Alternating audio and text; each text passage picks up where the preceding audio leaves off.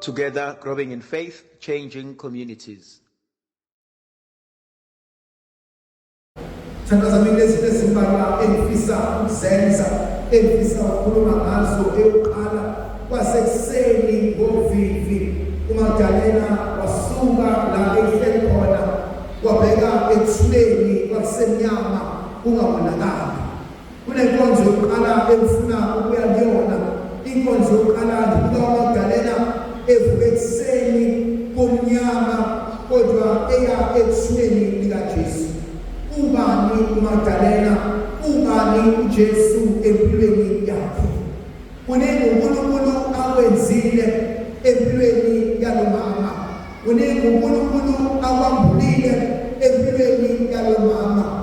Kuzo zonke izinto kukodwa okuhlala enhlizweni yami, uMagdalena wamthanda uJesu kwaze kwaba sekufeni. uJesu wathembeka kuMagdalena kwaze kwaba sekufeni.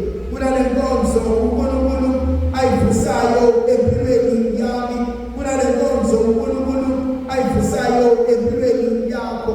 Mhlawumbe inkonzo engifisa ukuba uhlale kuyona njengamanje, inkonzo yokukhohlwa la osuka khona noNkulunkulu. Ungakhohlwa la uNkulunkulu eke wahamba nawe, ungakhohlwa la uNkulunkulu eke wakwambulela izihlakalo zezulu, ungakhohlwa izinto uJehova ake akwenzela zona. That's point number 1. Ungakhohlwa la osuka khona noNkulunkulu. Point number 2, yangithinta mina uMagdalena ngoba usuka usamnyama kodwa uya ethuleni. Khona isikhathi esofika la kumnyama khona emini, khona isikhathi esofika la ungasaboni khona indlela, khona isikhathi esofika la izinto zivaleka empilweni, khona isikhathi esofika la ningabana khona njengomndeni, khona isikhathi esofika la ningazwani nabantu bandawonye, khona isikhathi esofika ningazwani nabantwana benu, khona isikhathi esofika ningazwani nenishade nabo. Kodwa kulele nkonzo engifisa ukisho, ubumnyama uzofika kodwa ukukhanya kuzofika kudlulele. Ubumnyama uzofika kodwa ukukhanya kuzofika kudlulele. Whatever ohleli kuyona, whatever eyenzakalayo, whatever oyi-experienceayo, bengifisa ukuthi kuwena kulobo bumnyama kodwa ukukhanya kuyeza. Kulobo bumnyama kodwa uNkulunkulu ukhona. Kulobo bumnyama kodwa ukukhanya kuletha ithemba elisizayo. Point number 3, it is uNkulunkulu Maria Magdalena mefika uboninje selisusiwe maqedane kwabaleka.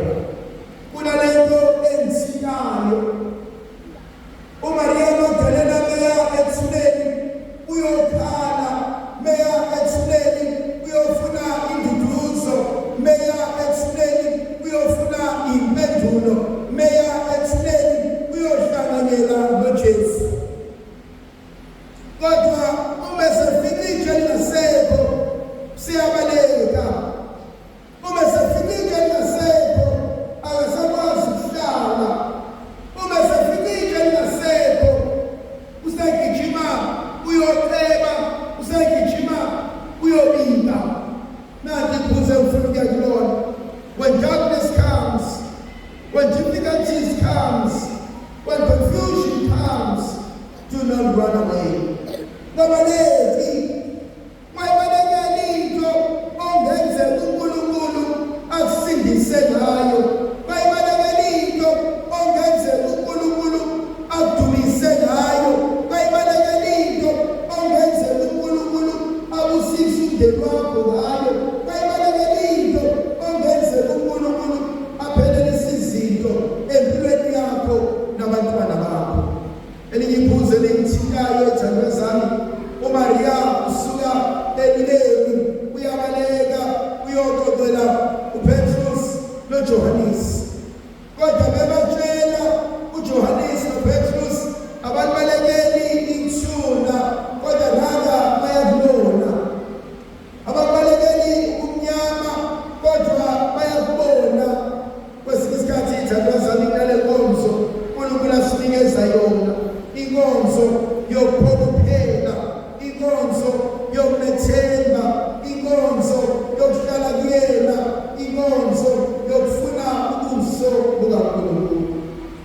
kunezinto abangenzela zona.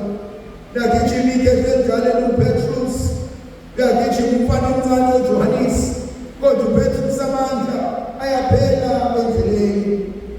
Thandwa zami, kungenzeka amandla aphelele, kungenzeka ithemba liphelele, kungenzeka ikusasa ulibonele ifiphala, kodwa whatever you do not stop running.